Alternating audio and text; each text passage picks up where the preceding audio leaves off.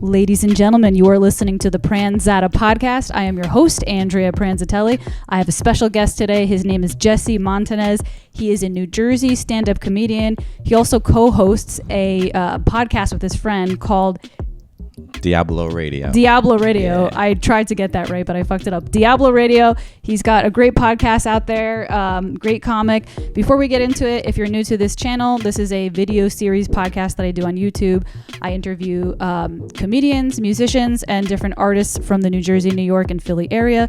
If that's something you're into, don't forget to hit subscribe, like, comment, all the bullshit, blah, blah, blah, blah. But anyways, here we are, Jesse Montanez, and he's on the podcast, episode 39. So this, I have to say, this is my first time. You're going to be shocked by this. This is my first time ever trying a White Claw. Yeah. I've never tried one because I've always been just like a beer drinker or a wine drinker. This is going to be your new thing. We'll find out because I don't like sweet drinks. So I always said no because I was like, is that like a Mike's Hard? No, it's chill. You're going to love it. You're about to all see me. This is the perfect white girl drink. This is made for you. I don't like white girl drinks. That's the thing. But this is a black cherry White Claw. I'm about to take my first sip ever in history. Moment of truth. Let's see. Yeah, I don't like it. Oh. I mean, I'm gonna drink it, but it's just, I just don't like. I like really dry red wine to the point where there's like super dry, and I don't like tasty beers. Like I just kind of like not like. I don't even know how to explain it. I like black coffee. I don't like sugar in my coffee. Yeah, you just like sour. I like sour things. I like grapefruits. So like, this is okay.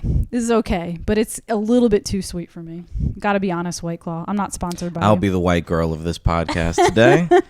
You know what? So, I'll do my thing. So I like to open the podcast with icebreaker awareness questions, and we just like go right for it. And you've seen a couple of my episodes, so you know what I'm talking about. So what is one thing you are currently lacking in your life, like that you know you could be working on in your character or anything, like, you know, your love life? Like, where is some like area of your life where you're like, man, I didn't do this well in 2021. I'm gonna go into 2022 trying to work on this. I don't know. I mean, I guess it could be a couple things. You know, it could be like, I'm always working on the confidence. Yeah. Confidence, over analyzing things. I'm a classic. I'll overanalyze anything. How does that play out in your stand-up? Like, are you Works do you have very well. Stand-up is great if you're like neurotic and insane, and it works for me very well because I can write stuff. And then you can think of what people are going to say, and then you can have an answer back, and you look like a genius. I've seen you doing performances where you brought this like fat notebook. Yeah. Is that you? Yes. Yeah.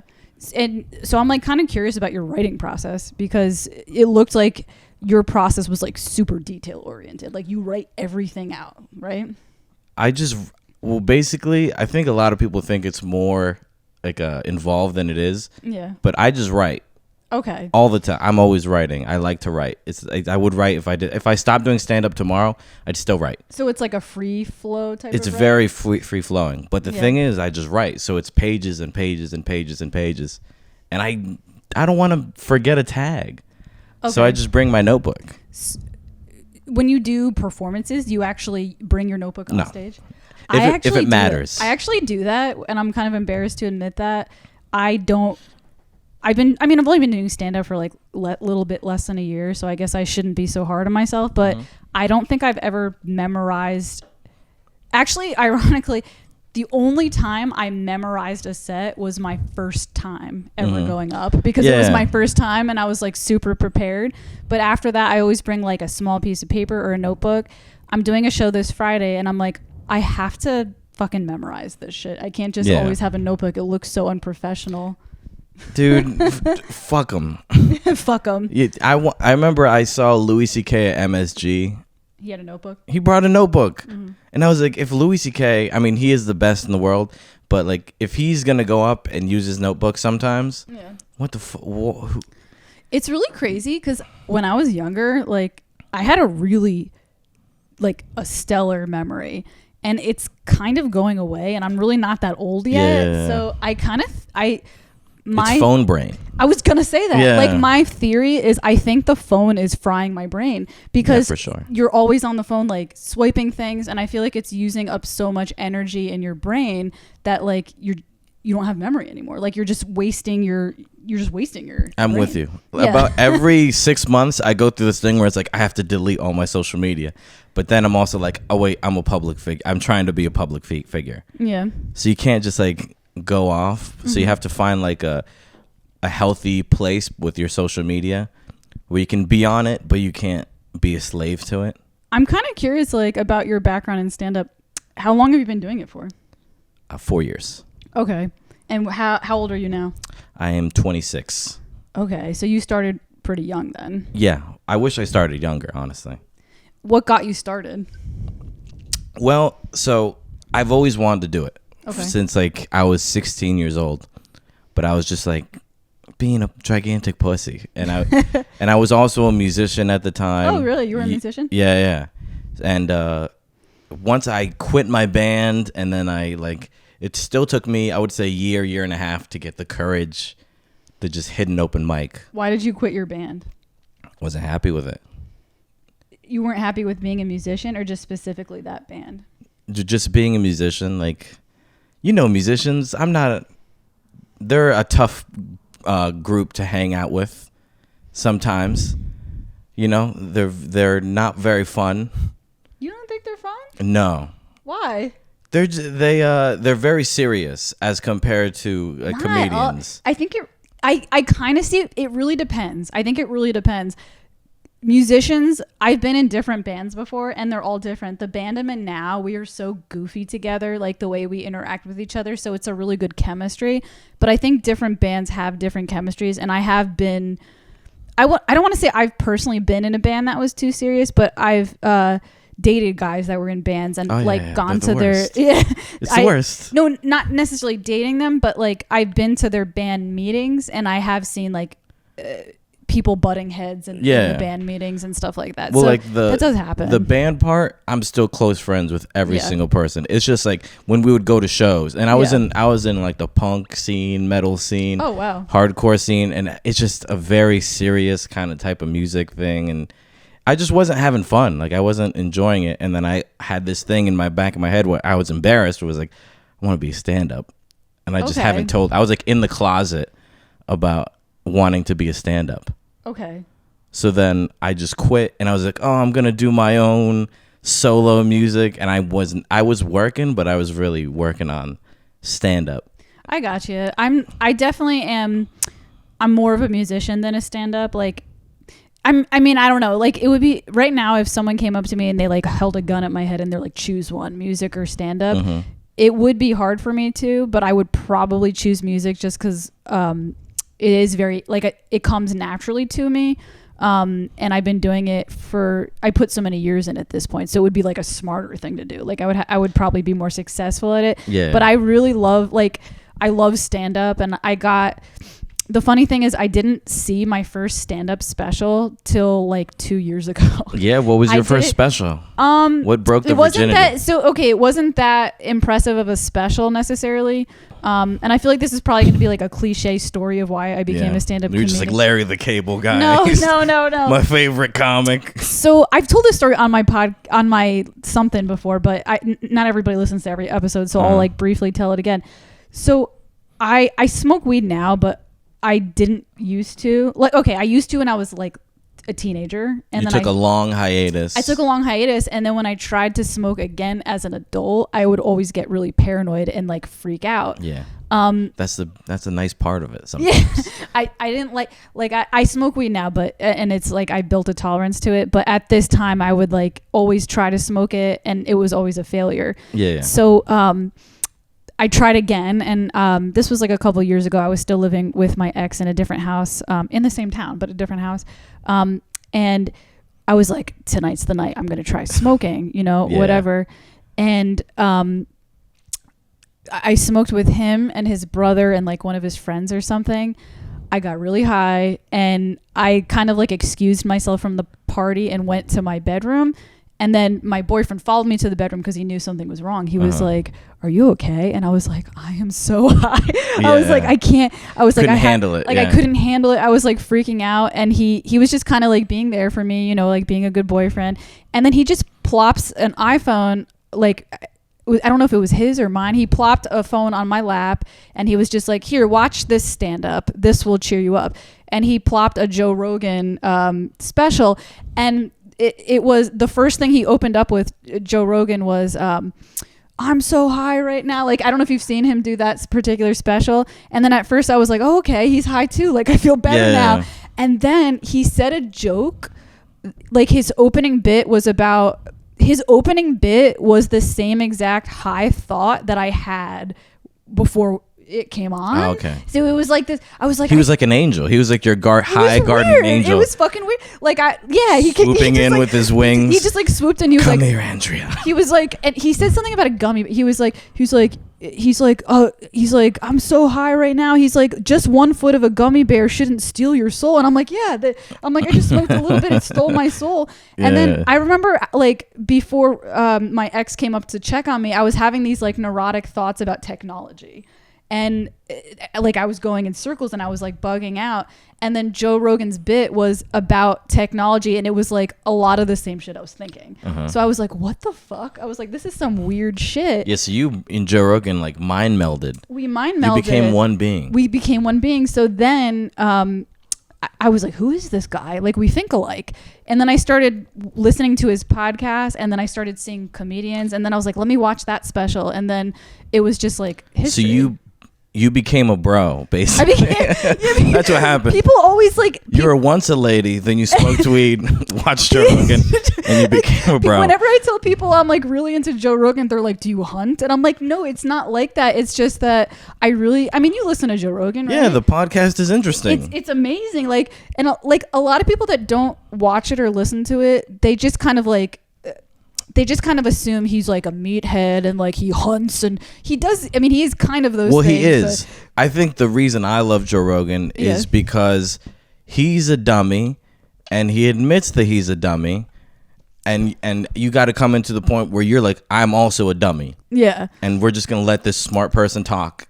And I like that. Yeah. And like, he's gotten to the point where he's interviewed presidential candidates. Like, he is like a world-class interviewer. He is so good at interviewing because, like you said, he admits when he's wrong. He admits when he doesn't know anything. He's definitely heavily influenced my podcasting style. And he's kind of like, I mean, again, this is so fucking cliche because how many comics are like, "I love Joe Rogan, bro," and like it's so fucking. He's the reason I started doing martial arts. Like, I love Joe Rogan. Another thing I have in common with him, or like I feel like I connect with him, is I'm definitely like the Renaissance type, like the way he is.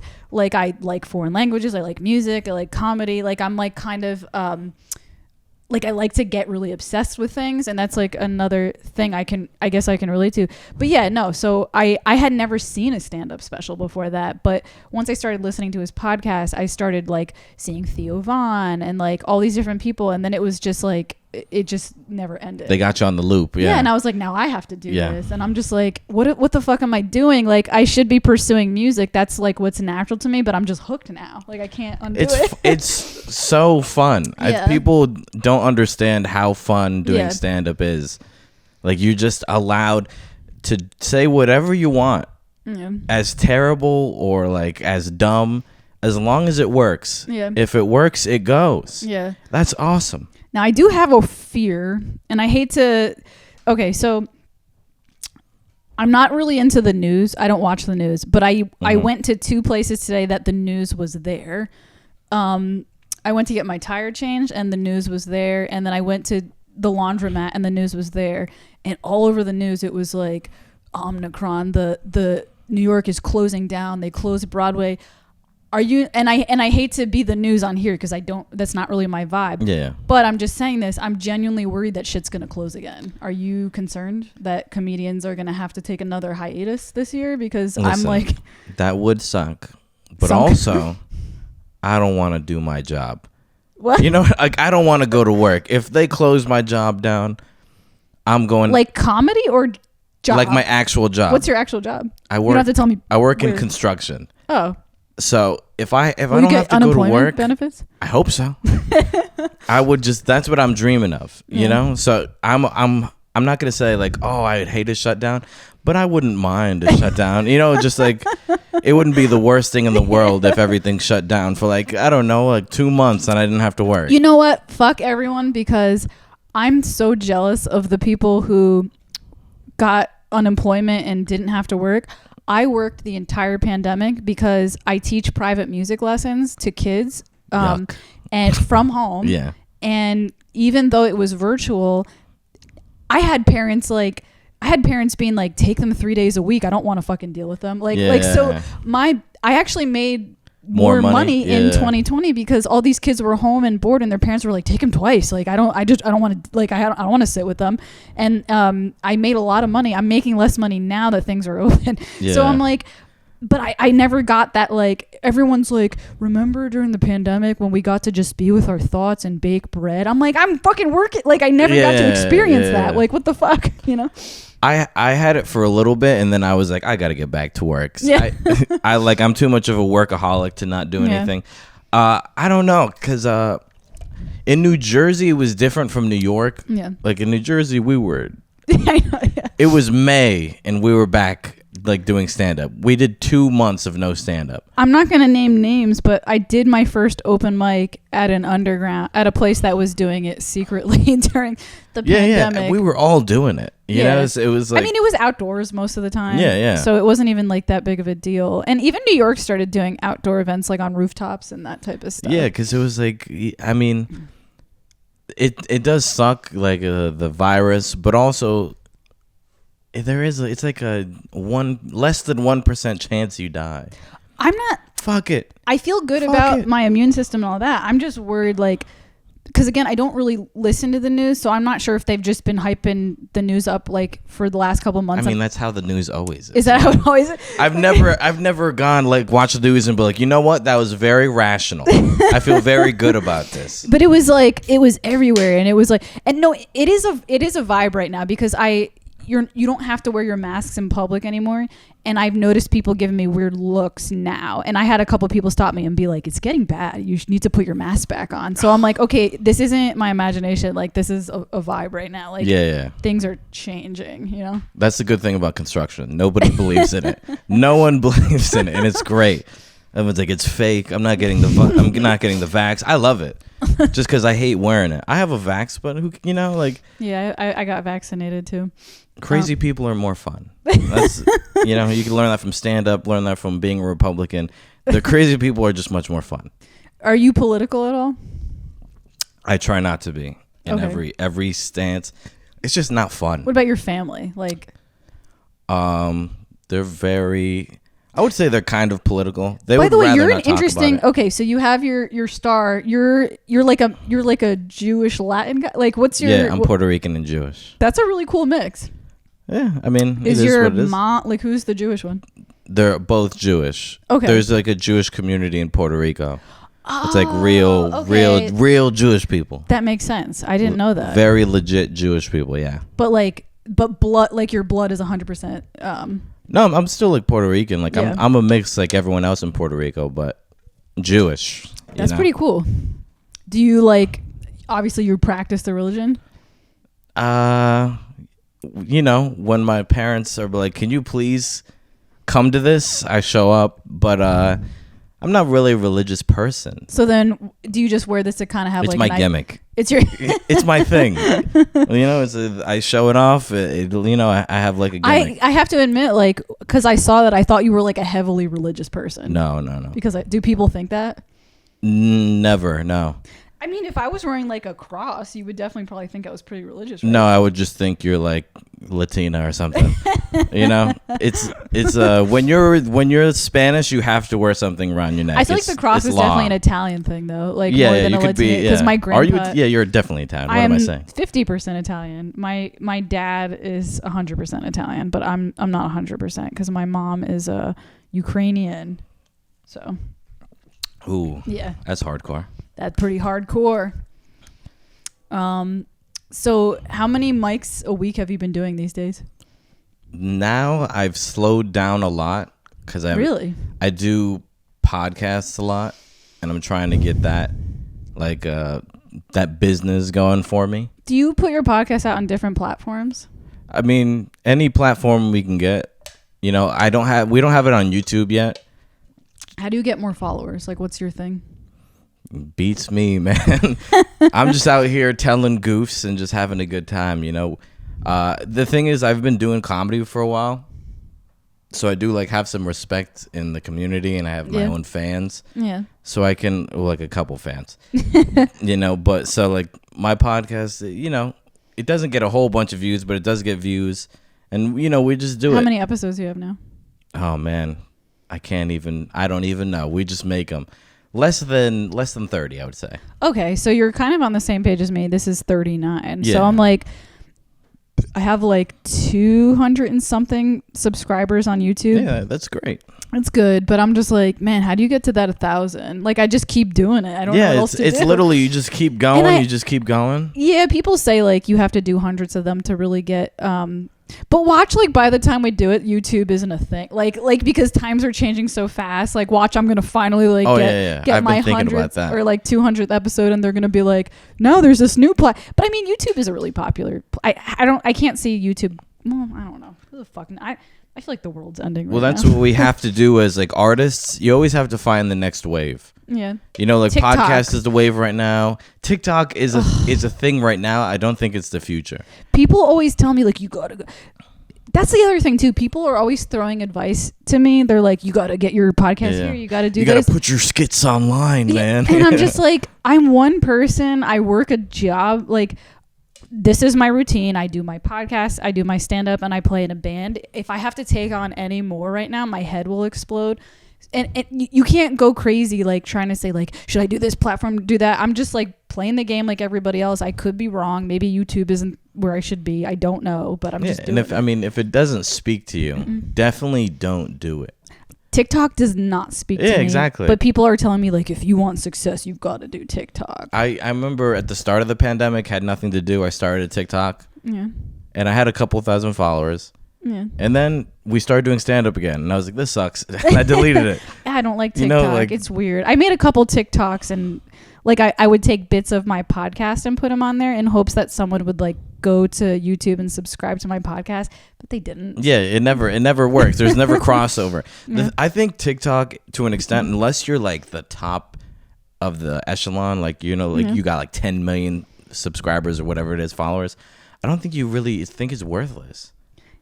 Have you ever this is like kind of a random transition, but not really. Have you ever gotten any complaints about your podcast? I was just like thinking about your podcast. Complaints like about the material and stuff that's on there? No, I mean, the people who come to my podcast, they know like what they know me, and they know Pedro, so they know what they're getting into. Because I kind of feel like if you're on YouTube and you got noticed, you would have like people in the comments being like, "Fuck you, don't say this." Yeah, yeah, for sure. Like that's what I do. But I mean, it's not what I do. It's just like comes with the territory of it. Yeah. I mean, I had a podcast before this one, and we tried to put that one on YouTube, and it would constantly get taken down. How do they? I'm so curious about that. So does the algorithm automatically like detect bad like certain words? How does it work? I think like we would just like we would constantly get deplatformed because we're just you know, we're just fucking around and finding out, like, you know. So I mean, that's fucked. Like, YouTube isn't like, I don't think that's for me just because of how we do things on the podcast. Yeah. But I mean, there's so many ways to do this. I'm not worried about like TikTok or YouTube. There's so many ways to meet people and do things. Do you think there's too many comedians now? There's too many everything. There's too many people. There's too many people. There's too many lawyers. There's too many engineers. You know, it's like too much of everything. Because I've only been doing 39 podcasts, but I've done enough I've interviewed enough comedians to find out that like everyone's story is kind of the same. Like, with like they're like grinding and they're trying to make it. I'm like, there's a lot of comedians. There's no way that they're all gonna make it. Of course not. Like, no. Out of all my friends, like probably only one is going to. So that's been like making me think a lot. I'm like, okay, I interviewed this guy and he said he was gonna make it. I interviewed this guy and he said he was gonna make it. Like, statistically speaking, like, either none of you or only one of you are gonna make it. So it's like, it's kind of crazy. It's like, so you personally, what level of success would you be happy with as a comedian in order for you to feel like this is all worth it? Like, is it worth it just to do it, even if you never reached like a specific level of success that's like an attainable goal for you? I mean, I love to do this, but yeah, I got to make some money. I got to make some, you know, like there's no point in doing this without the money. You know, I would just love if I could just make money and go on the road, you know, and like if I made the same exact money, but I could just go on the road and do my weekends. Yeah, that would be awesome. I'm trying to figure out like what piece of this pie do I even want from it? Like, what level of success do I want? Like, some people are like, I've had some people on my podcast that they're like, I want to be one of the best comedians out there. Yeah, that's what I want. I don't think I have that in me just because I'm so much more musical. But I would like to get to a point where like, maybe I open for somebody and I get to a point where I'm getting better paid. I've gotten paid comedy shows, but like what, $20 in a beer? Like $10-$20 in a beer. Like, it would be nice to get paid like $80 at some point. Like that's not even a lot. All right, yeah. But like, you have very reasonable goals.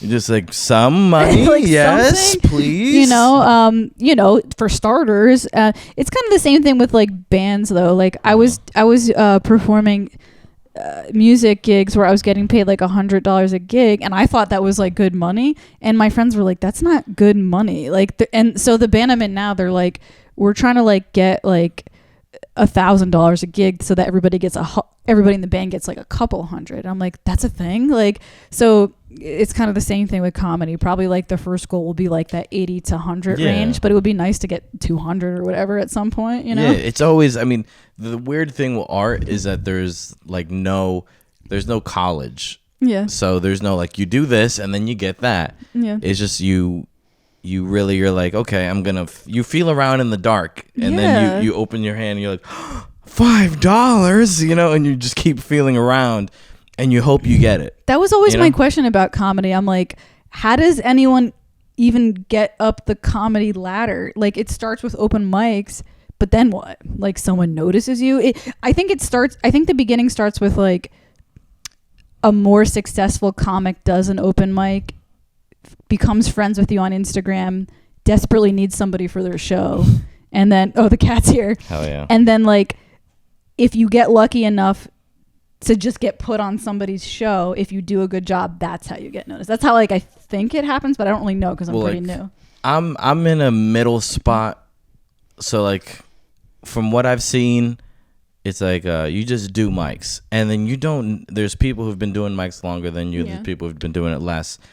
And you meet these people and you keep doing it and you keep doing Networking. It. And that guy who was 4 years in now is 8 years in. Yeah, and he knows you. And he knows me, and then he knows Big J Okerson. Yeah.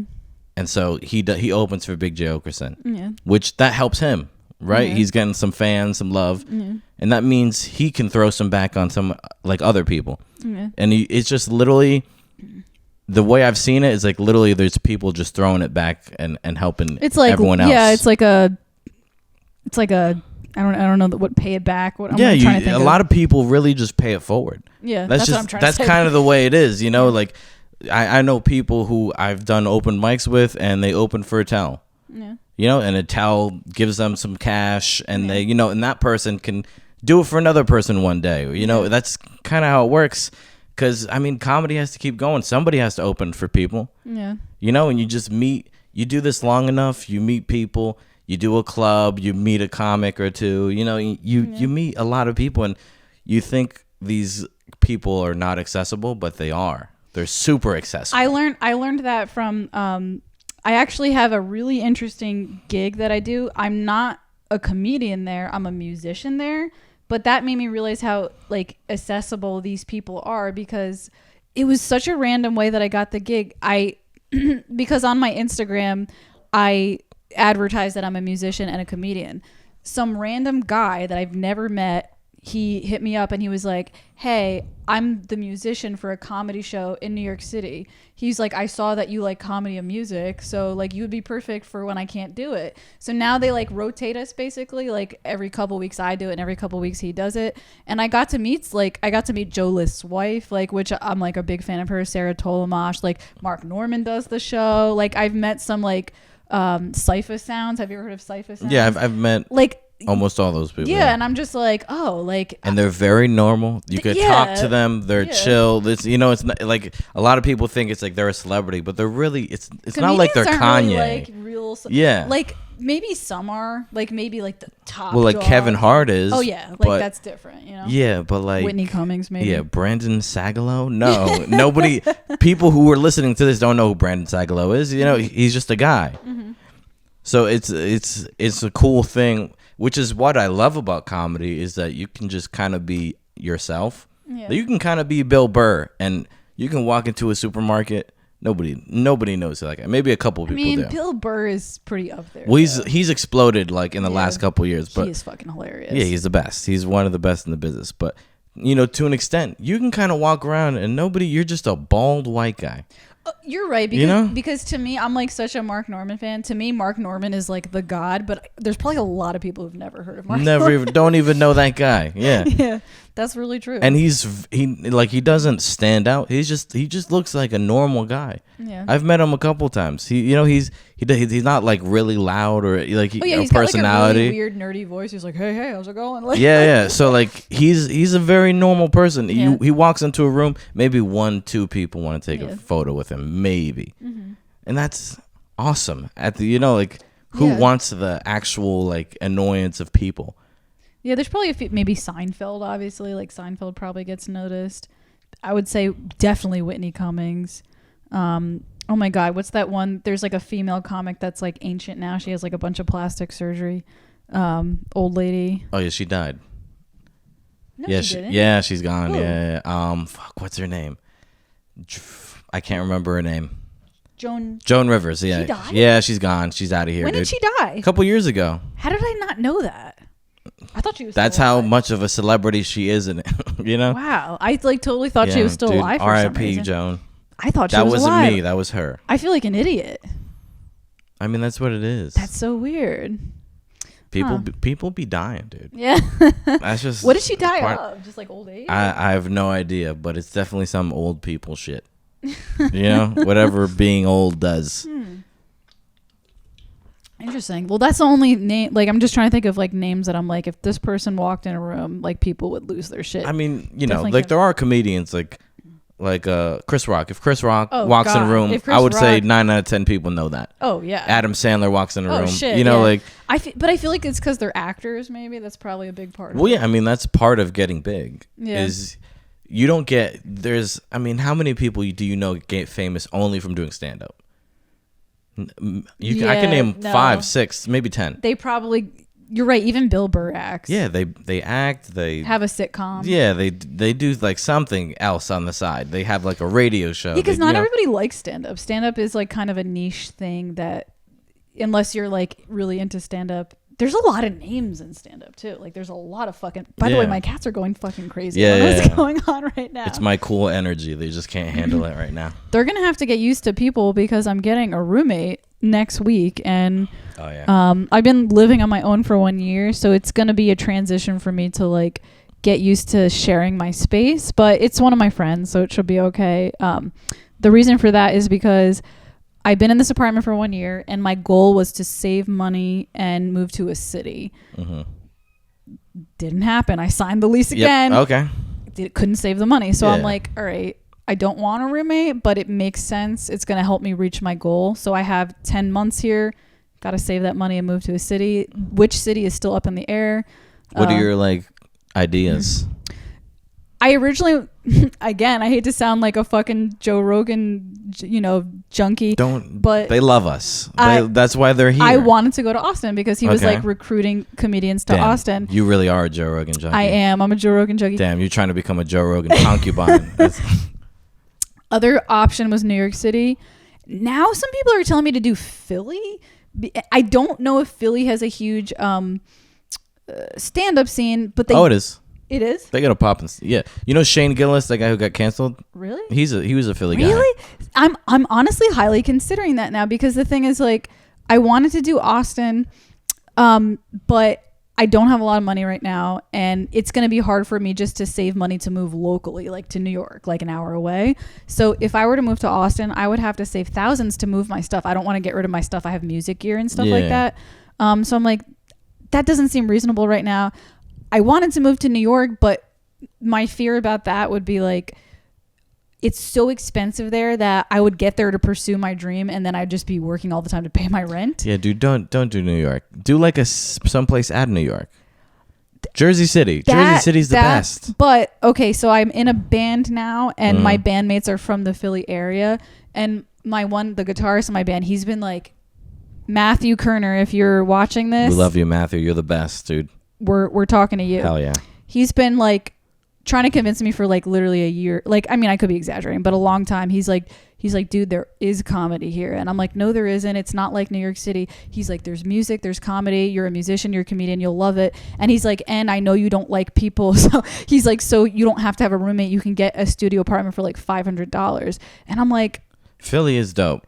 It really is. And I know a lot of cool people that are stand-ups in Philly. So this is my plan. I'm literally going to Austin on a vacation this February. I'm going to feel it out. I'm going to stay with my friend Matthew for a few days. He doesn't know that yet, but I'm going to crash his place for a few days. Matthew, this is your news. Get ready. Get the apartment ready for us. He did invite me, but like we didn't actually plan it. But so this year, while I'm, stuck here another year, I'm going to save money and I'm going to really explore all these cities and I'm going to make my decision. But I'm not opposed to Philly now because one, my band's there. Two, I could live by myself and I want to because it's cheap. And three, they have an Amtrak train to New York City that's like an hour and 15 minutes. Yeah. No, Philly's dope. So, okay, I'm glad you said that because I'm going to consider that as well. Yeah, I've known so many good comics that are in the Philly area. It's a really good spot and a lot of good people. Like Kevin Hart started in Philly. No way. Yeah, Big J. Okerson, Metzger. Like a lot of really great comics started in Philly. Oh my God. Pennsylvania is a funny place. They got the Amish. They got the middle of nowhere. Like, that's true. What a great place. It's so stupid. Point. There's like a lot of shit. Yeah, it's the dumbest place ever. Yeah. Can you imagine there's people that drive on like wagons and then there's Pittsburgh, which is like a whole different place, and then there's Philadelphia, and they're in the same they're all the same state. Yeah. It's great. That's nothing is like that. Yeah, that's true. It would be good to get like a change of scene. I mean, I did go to Austin last year and I have to admit it wasn't like everything I imagined it would be. Yeah. Like in my head I was like, this is going to be great. It's the South. It's something new. It's something exciting. It was kind of like sketchy. It was kind of like, it was sketchy in a lot of parts. And then some parts were nice, but it was like, it wasn't really a city. It was like so spread out. Yeah. I went to like Denver in May, and every city, cause I mean, I've been to New York all the time. Every city that's not New York, I'm like, this isn't a city. Yeah, this is a very large town. Yeah, exactly. You know? That's how it was. I'm just like there were no cars. But again, no cars is probably a good thing. But there was like no traffic, no cars. Like people weren't really out. I'm like, what the fuck? Yeah, like New York. I mean, I love New York. Nothing is like New York. New York is more than a city. It's like a super mega city. You know, it's nothing will ever. Like there's like the sense of homeless people everywhere and like rats, the dirtiness, and like grittiness, but it's like awesome. You know? It's the best. Austin is weird, but I was considering it because I'm like, I like warm weather and a bunch of comics are moving there. It might be a really fun place. But now I'm thinking about the Philly thing as well. So I've got I told you before you came here, I'm like, don't mind, this might be the worst podcast because you're just wandering. The mind is wandering. Yeah, I haven't been sleeping. You wish I brought the Coke. I was like, you want me to bring some Coke? It'll be fine. I haven't touched that since I was 15. Oh, that's a nice age to start. I've tried. I didn't have like a Coke habit, but I tried it a few times when I had some like friends. Mom and Dad, if you're watching this, whenever I say something like that, I always say like, Mom and Dad, if you're watching this, I was doing the things that you were afraid of at age 15. I had certain friends that were doing those things, but I didn't pick up a habit or like do it. Well, that's cool though. Doing Coke at 15 is cool. I was not doing cool things at 15. I didn't do it. You know what happened? My mom got remarried and she had a baby when I was 15. A lot of stuff happened when I was 15. And my little brother being born. Oh, that sweet white powder was your out. This was this was like you standing up for yourself. You were just like, Mom. No, I quit. Fuck you guys. I quit smoking weed. Like there was just something about a baby. Like he like saved me. Like there was something about a baby being born into the world. I felt so responsible. Like he wasn't even my kid, but like I was just like, oh my God, a kid. Like I was like, I can't do coke or smoke weed. This baby can't do any coke. What a loser. I have to keep him safe. I feel you. So it just like cleaned me up. And then that's why I stopped smoking weed. And then when I tried to smoke it again later, I just like was like, I don't remember it being like this. Like I feel so paranoid all the time. Yeah. That's so funny. Well, when you're a kid, you don't have any problems. So smoking weed just feels great. Yeah. You know, when I remember the first time I ever smoked weed, I just laughed for 2 hours. I would laugh. Yeah. I remember like, I don't know why I had so many weird memories, but of like when I smoked, but I specifically like this one popped in my head. I remember like I was with my friend, her name was Chelsea, and we smoked together, and we were like eating Apple Jacks, the cereal. Nice. And I was like throwing them at her. Like she was laying on the ground and I was laying in my bed, and she kept going, grab the apple. Like we were saying, like it was just stupid. Yeah. Like we were just like, grab the apple, and we were like cracking up, and we did it like a million times. We're like, grab the apple. It was when I say it now, that's nothing, beautiful. There's nothing funny about it, but in that moment we were like this is You're just losing your shit over nothing. Yeah, no, that's the best. I wish I could get like that again. I haven't felt like that in so long. Yeah. Any drug you do, it's like, you know when they say heroin, you're just chasing that first one. Yeah, that's what me smoking weed feels like at this point. I'm just chasing that first time I ever smoked weed, and I was like, this feels so good. I don't smoke weed every day, so I still get high. But I'm also a lightweight. Like I'm not like I know some people who smoke like constantly all day. I'm not one of those people, so I feel like I haven't like spoiled that for myself yet, you know? I am still a lightweight, but I have also done all the drugs, you know? And I don't do drugs enough where it doesn't faze me, but I do them enough where I like know how to do them. Do you think there's a lot of drugs in the stand-up scene? You got to talk to certain people. You know, some people are really fun, some people are not that fun. I would say I'm not that fun. I only do weed and like psychedelics maybe if I'm in like the right place, but I'm not. I don't do anything hard. Like I've never done coke ever. It was just a joke. I've never done coke. You made me open up about my coke. Yep. Secret. I broke you. That's so funny. Yep. Never smoked crack or heroin. Any of the really fun stuff I've never done. The funny thing about coke, I never had first of all, I never had like a heavy she's backtracking. She's lying. Let me take a sip of water. I've been teaching all day, so my voice is cracked right now. I never had like a heavy coke habit. I tried it like 3 times, but in the few times that I tried it, it made me feel normal. Like really. Like I remember you might need Adderall. That's what people told me. Yeah.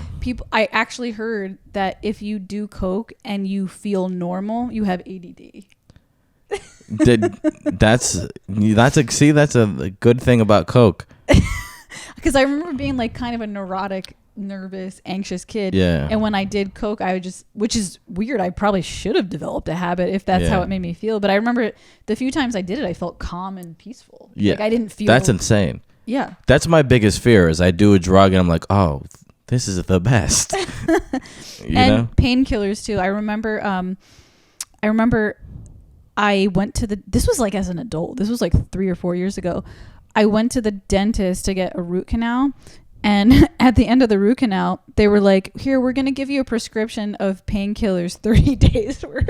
Yeah. And I was like, are you sure? I was like, it's just a root canal. And they're like, yeah, you might need it. What'd they give you? Percocets. Ooh. They gave me 30 days of Percocets. I'm like, is this a conspiracy? Like, yeah. And I told them, I was like, you just became a SoundCloud rapper in that moment. I was like, isn't this how people become drug addicts? Like they just like start I was like, do I really? They're like, no. They're like, this was what they said to me. They're like, only if you're a drug addict. I'm like, that doesn't make any sense. No, that's not how it works. Like you only find out if you're a drug addict when you, and I do one Percocet and try not to do another. They're the best. I ended up giving the bottle to my boyfriend, and I was like, you need to hide these from me. Because I wasn't in any pain I was in pain for like 1 day for my root canal, and I didn't need the Percocets after that at all, but I kept doing them. Yeah. And oh my God, I remember this one night, even though I told my boyfriend at the time, I was like, hide these from me. He was like, they're really that good? I'm like, do you want to do it together? Yeah. And like, we did it together one night, and we had the best date like we've ever had. Like we were doing like yoga together at 3 a.m. It was like so fucking crazy. That's the most romantic crack addict thing I've ever heard. We never did that before sober. Like 3 a.m. fucking doing yoga and breathing together. It was wild. And I was like, dude, hide these from me. Yeah. This is crazy. Yeah, it's heroin. It's the best. Yeah. There's a reason why people love heroin. I've never tried heroin. Yeah, you did. You did a Percocet. It's great. And it was the best. Yeah. I don't even know how to explain it. It was like, just, oh my God. Your whole body relaxes. You're just mad chill. Yeah. One time I did one of those pills, and I was like in the bathtub listening to classical piano because I like piano, and I remember just like being so fucking into it. It was like heaven. It was just like that sounds like how a super rich person kills themselves. You just start taking Percocets in the bathtub like with classical music on. Yeah, no, it was a lot of fun. You do. That's a very rich person way to die. I wouldn't mind doing that actually. One of my friends who actually died of cancer, she was 50. Before she died, she's like, I can get you whatever you want. And I was like, dude, what a homie. She's the best. R.I.P. to her. I don't know who you are, but you're the man. Her name was Denise. She was Denise. I love you. We didn't really start as friends. She was an adult piano student, so she found out about me teaching lessons, and she was like, she told me she was dying. Like, she's like, I might die. I want to just like fulfill all my dreams before I die, and she wanted to play piano. But she was like so cool. Like, she was such a cool lady, and like, how was she at piano? I mean, trash her. You say she was bad. I know she was bad. She wasn't good at piano. She was terrible at piano. But she's an inspiring person because she showed up and tried, even though she couldn't breathe. Like she would walk on my stairs and she could barely breathe when she got to the top. But she was there and she showed up, and her goal was to play piano for like elderly. And she never made it because she passed away. But yeah, before she died, she was like, I can hook you up with like the real shit. Thank God she never got to play to those old people. But you know what, Denise, you're in my heart tonight, at least. Yeah, it was really sad because she stopped taking lessons, and she told me like, I'm not doing as well now. Like, I'll hit you back up when I'm doing better. I'm going to chemo. I didn't think she was going to die because she had been in chemo for a year and she was doing okay. Yeah. So she was just like, oh, I'm having a bad chemo this week.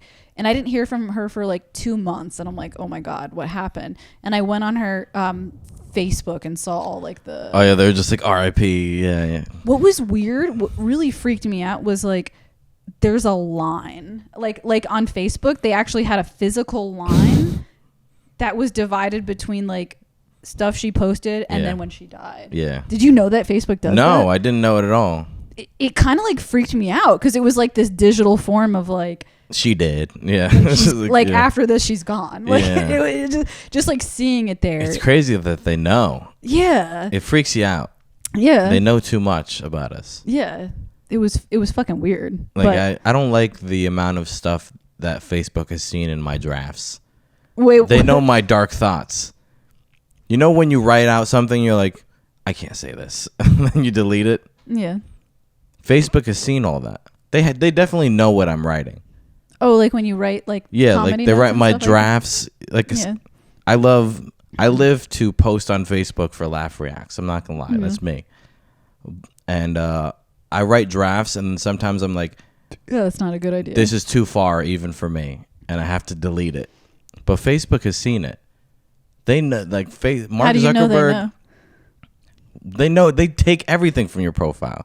Why would they not read my drafts? What are some of the weirdest commercials you've gotten, like, directed towards you that you knew, like, oh shit, they heard me say something? Commercial? I don't know. Once or advertisements. Once I got a gay cruise, and I was like, "Is this what you think of me?"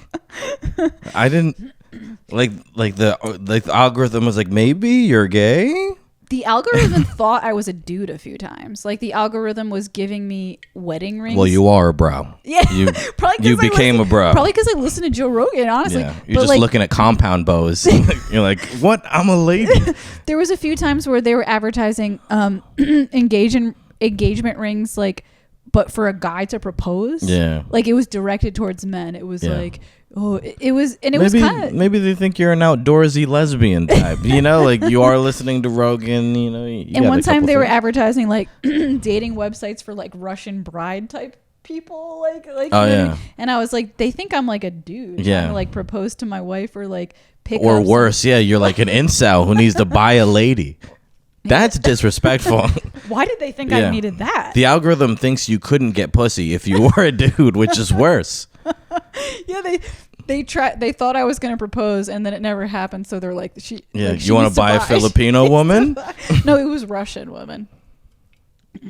Dude, one of the weirdest things that happened on, like, one of those instances was I had a piano student at my house, and he was like 12 years old, and he was Russian. And I remember, like, we were just having a conversation, and I was like, can you say anything in Russian? And he was speaking in Russian. Later that day, I started getting Russian ads. Really? They fucking heard him speaking Russian. That's crazy. That shit was crazy.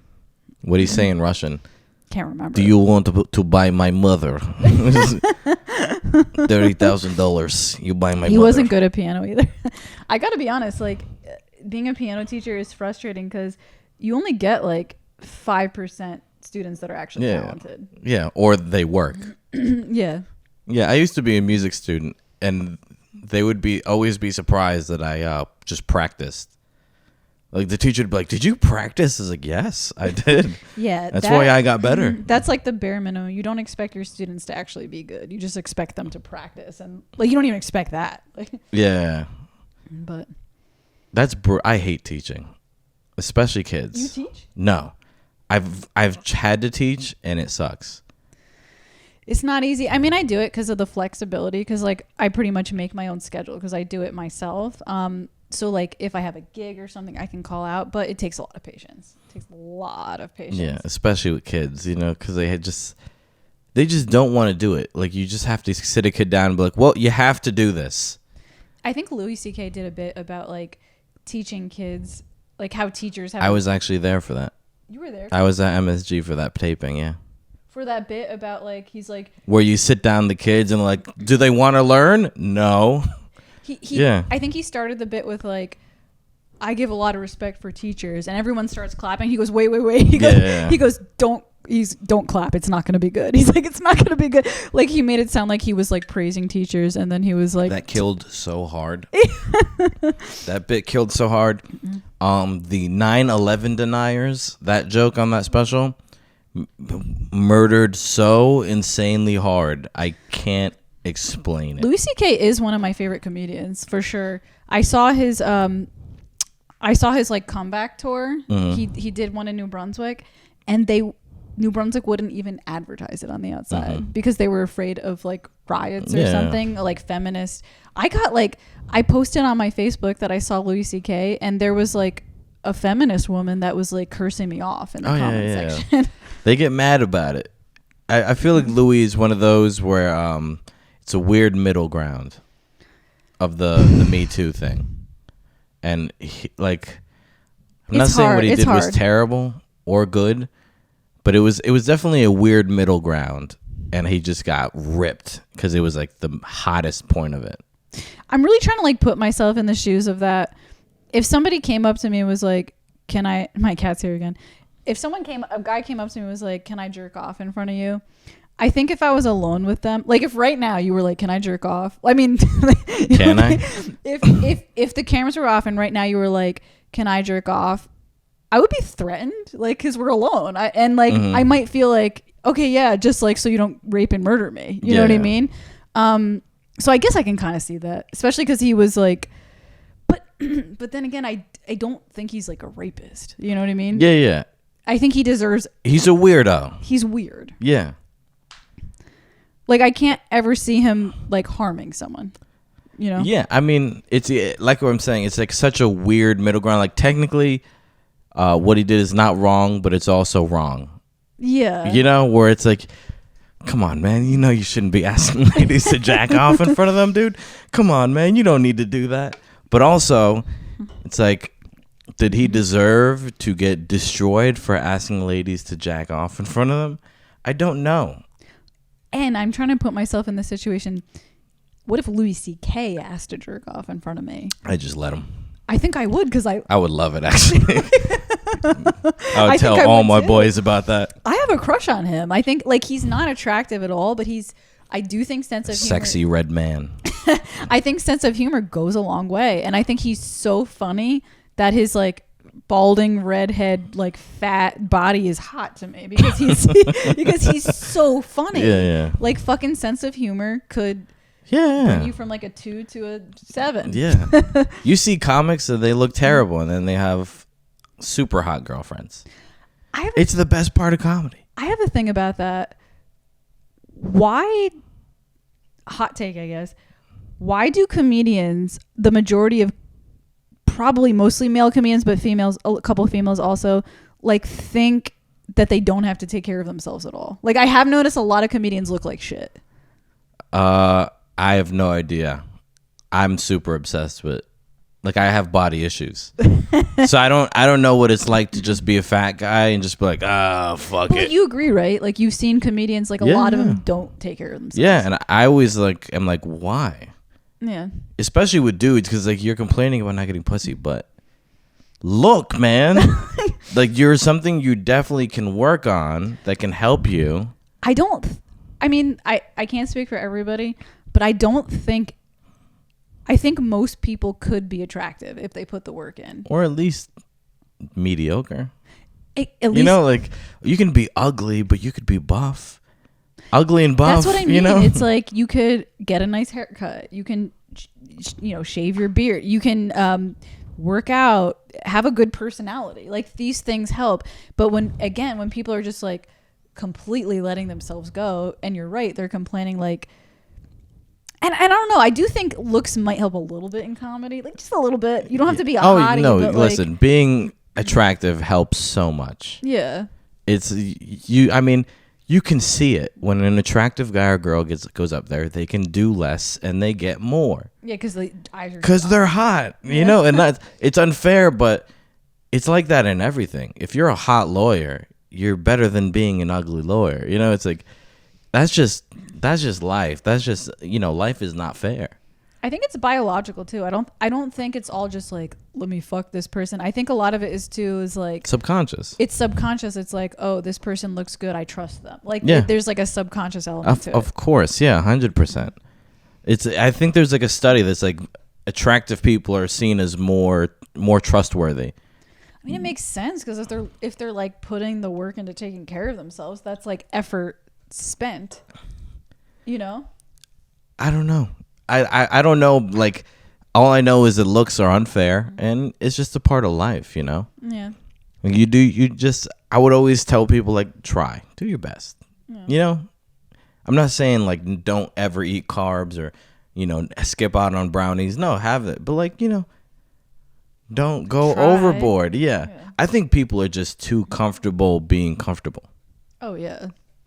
So when, like, I see, like, a fat guy, it's like, yeah, like, I get it. You're fat and it's hard, but it's also like, you just don't want to get in your uncomfortable zone where you aren't full all the time. You aren't sweating all the time. You'd rather just sit here and be this. I feel uncomfortable when I get fat. Like, when I start to feel like I'm putting on weight, that feels uncomfortable. Yeah. But also, I do get lazy. Like, if I get pussy and I'm fat, I'm going to get fatter. That's my problem. Because I got it like this. So then that means I can get it worse. You know? I can relate a little, too much information, but we're going to go there. I can relate a little bit to that. Not from fat, but I dated a guy once who, he liked full bush. Mm-hmm. He's a good man. He specifically like, I used to like, when I was younger, I used to shave and everything. And then he said something to me like, oh, why don't you grow a little something? And in my head, I was like, oh, like a landing strip. So then the next time we hooked up, I had like a landing strip. And he goes, no, I meant like all of it. And I was like, and he was my boyfriend. And I was like, all of it? And he's like, all of it. Like, just let it go.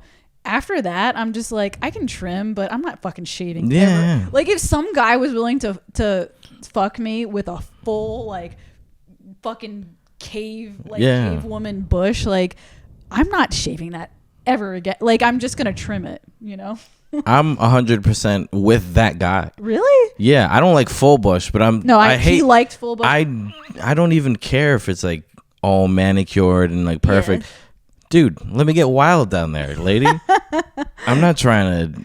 No, I don't like full bush. I hated it, and like he was like, fuller the better, and I was like, it feels gross, like it's unsanitary. Yeah. So, but now like I like it, but I just like trim it. But I'm just like, dude, I'm not like, why did I ever shave? Like, fuck yourself. Yeah. But guys like that, like so like guys after that, boyfriends I've had after that were like, oh, why don't you shave? And I feel like that's porn.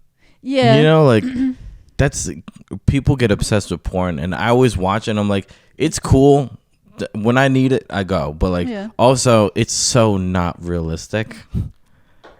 It's not real. Life. Yeah. When have you ever boned someone in a full Nelson like headlock? Never. It's an impossible thing to do. I have a question for you. I think I've been having sex wrong my entire life. Okay. Was it in the butt? No. Okay. Because the guy I'm seeing now kind of like commented on it, and I'm like, I've been doing this my whole life. Is this wrong? When you have sex with a woman, is the woman supposed to move with you, or is she supposed to just sit still? Because I've always moved, and he was like, no, just lay there and let me do it. And I'm just like, am I doing it wrong? Like, have I been doing it wrong my entire? I'm 30. No, I'm 33. No, sex is like comedy. It's just how you do it. It's how you do it. Yeah. Maybe that particular person likes that. Yeah. But like, it's weird that he likes the dead fish approach. Well, that's what I thought. I thought like maybe I always thought that I'd be lazy. That's the worst. Really? Yeah, I hate when a girl just sits there. I could jack off. If you're gonna sit there. His complaint was that like, because we were both moving, we weren't moving at the same time. Oh yeah. Well, you got to get the rhythm down. Like, okay, so if we do it at the same time, we have to have identical rhythms. Yeah. Is he a musician? You got to be like, hey, one. We're both musicians, so why can't we figure this out? You got to be like 4/4. I like freaked myself out. I was like, oh my God, I've been doing this my whole life, and I've been having bad sex my whole, like I'm like, maybe I've just been having wrong sex my whole life, but maybe we just couldn't get our rhythms at the same time. If you're having a good time, then that's good sex, even if it sucks. Yeah. It's like literally, someone could be watching you. If you were having bad sex with a girl, you wouldn't tell her. So I'm thinking like maybe no one ever told me. Yeah, but like you would have some context clues to be like, maybe this pussy is trash. I don't know. Like you would like not have you would have like bad relationships. Yeah. It's a thing. I feel like people are like, oh, there's a right and wrong. Like, I don't think there is. I think it's You're right. It is like comedy. It's like there's no way to do it. You just do it how you like to do it. I really bugged myself out, man. I need to do some coke to calm down. Hell yeah. I was like, shit. Like, yeah, I don't know what I'm doing, and I'm like now I'm Googling like how to have sex. Like, I'm like 33 years old. Yeah. No. I mean, yeah. It's just, and also it's like the person. Yeah. Because like you can totally be really attracted to someone too. And it could, like, you don't have sexual chemistry. Okay. As much as you have physical chemistry. Okay. Like, I've definitely had, like, oh, yeah, I'm very attracted to this girl. And then it's like. But you try to get in bed. Yeah. And it's just not I had that great. With a guy. I was like, I used to see this guy and I was like, I really liked him a lot. I really wanted, things You wanted it to work, yeah. I wanted the relationship to work out. He was kind of like a player, so I guess that's why it didn't work out. But I was like very attracted to him. We had great conversations. And then like we had sex and I'm like, that was it. Like in my head, I was like, and I mean, I would have still dated him if it went that direction. But like, yeah, it wasn't great sex. It was just like. And also sex is like very teamwork heavy. Yeah. I've always been like, I can't find out what you like. You got to tell me. Yeah. Especially with girls. Oh yeah. Because you got your own thing going. Yeah. And you gotta let me know. I think every woman's different. I think it's normal, like when a woman hooks up with a guy for the first time, for her to be like, okay, too fast, too slow. Lead the dance. Like dude, like come on, like I'm not your ex-girlfriend. Like let's go this direction, you know. Absolutely, yeah. There's nothing worse when it's like, oh, I'm shy. It's like, yeah, I get you're shy, but listen, if you want to come, this is not for me. This is for you. If you want to come, I need to know. I need to know what's gonna happen. Yeah. Because I'm just trying. I'll do my thing, and we'll do yours, and we'll both end up happy. But there has to be some teamwork here. If we're not gonna work as a team, then we're both just jacking off with each other's bodies. We're both Louis C.K. Exactly. Yeah. We're both Louis C.K.ing each other. You know. All right. On that note, we just went over time. I feel like we've gone way over time. I don't know. I can't see that from here.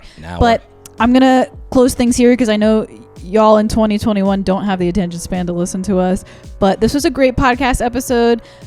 Before we end the podcast, let them know if they want to like find you, where they could find your podcast and stalk you and murder you and all that. Yep. I'm Jesse Montanez, Jesse M Comic, anywhere on social media, literally anywhere. And Diablo Radio, anywhere you find podcasts.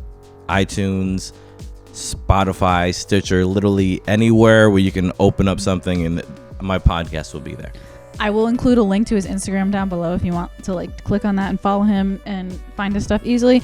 Again, this is the Pranzata podcast, episode 39. If you enjoyed this conversation, I always love having comics on here. We have so much fun. Last week I had Ricky, or we had not last week, like a couple weeks ago I had Ricky.